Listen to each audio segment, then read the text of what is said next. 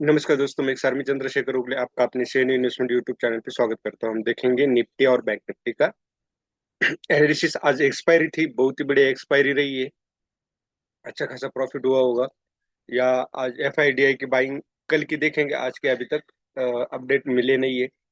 कल की बाइंग क्या दर्शाती है? 4,662 का बाइंग हुई है। टोटल बाइंग 17,338 की हुई है और डीआई की भी 54 की बाइंग हुई है। तो बाइंग बहुत ही बढ़िया चल रही है। इससे मुझे नजर आ रहा है कि मार्केट अपसाइड जाने की प्रोबेबिलिटी बहुत ज्यादा है, लेकिन ये जो कंसोलिडेशन है ये ब्रेक होना बेहद जरूरी है। आज आईटी, मेटल और रियल्टी सेक्टर ने बहुत ही बढ़िया पॉजिटिव मोमेंटम दी। एफएमसीजी और पीएसयू बैंक के अलावा ये दो ही सेक्टर निगेटिव रहे, बाकी सभी ने पॉजिटिव क्लोजिंग दिए। तो जब सभी सेक्टर पॉजिटिव कर रहे हैं, इसका मतलब कुछ तो मार्केट में पॉजिटिविटी है। और निफ्टी का हम देखेंगे।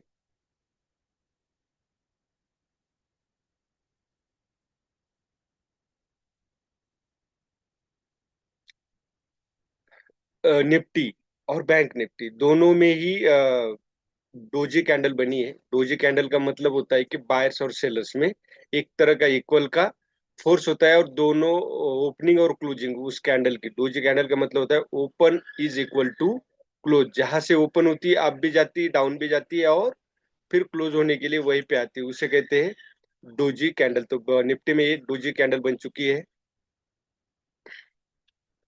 तो यहाँ 25,128 मैंने जो बोला था, ये बेहद ही इंपॉर्टेंट रेंज है। 24,460 का स्विंग लो है। ये जब तक ब्रेक नहीं होगा हमें डाउन साइड मूवमेंट नहीं मिलेगी। और एक तरह की ये स्प्रिंग बन चुकी, काफी दिन से यही पे ट्रेड हो रहा है। तो ये जो 25,128, ये मुझे लगता है कि वीक हो रही है ये रेंज। अगर ये रेंज वीक हो गई तो एक स्प्रिंग बनने के बाद जो टेंशन बनता है, उसके बाद अगर आप स्प्रिंग छोड़ देते हो तो एकदम से ब्लास्ट मारती। तो इसी तरह ये 25,128 अगर ब्रेक होता है तो मुझे लगता है 26,276 भी जो एटीएच है उसको टच करने में बहुत ज्यादा समय नहीं लगेगा। अगर 5 मिनट में देखोगे तो मार्केट आज बहुत कंसोलिडेट रहा। मतलब प्रीमियम डीके जो होता है ऑप्शन में, वो सेलर्स को बहुत ज्यादा बेनिफिट यहाँ पे मिला होगा। यहाँ पे देख सकते हो, यहाँ पे आपका ट्रेड कहाँ बनता था। तो सबसे आसान तरीका तो मैं यही इस्तेमाल करता हूँ। जब एक हायर लोज लगा है तो बहुत ही बेटर है। ये इस तरह के मूवमेंट आप कभी भी पकड़ने की कोशिश नहीं करना। ये कैंडल के क्लोजिंग से अगर आप एक लाइन खींचते और यहाँ पे भी आप एक ट्रेन लाइन खींचते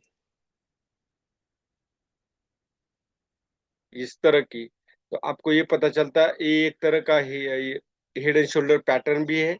और इस कैंडल के ऊपर यहीं पे अगर आप बाय करते तो आपको एक अच्छी मूवमेंट यहाँ पे मिलती है। अब यहाँ बाय करने का लॉजिक यही है कि, और स्टॉप लॉस आपका यहाँ होना चाहिए। ये थर्ड टच है, तो थर्ड टच पे हायर लोज लगा है, थर्ड टच है। तो यहाँ से मार्केट अप साइड जाने की प्रोबेबिलिटी बहुत ज्यादा बनती है। मैं कोई कंफर्म दावा नहीं करता, लेकिन मेरे एक्सपीरियंस के अनुसार आपके कम से कम 70 to 80% ट्रेड बिल्कुल सही जाएंगे मार्केट में। इंतजार करना बेहद जरूरी है।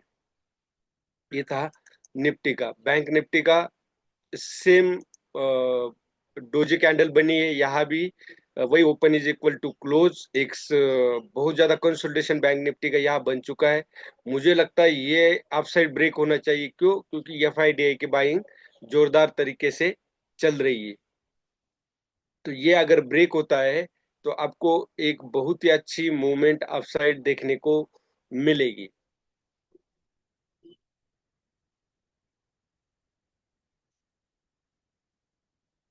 अब सीधा हम 5 मिनट में चलेंगे।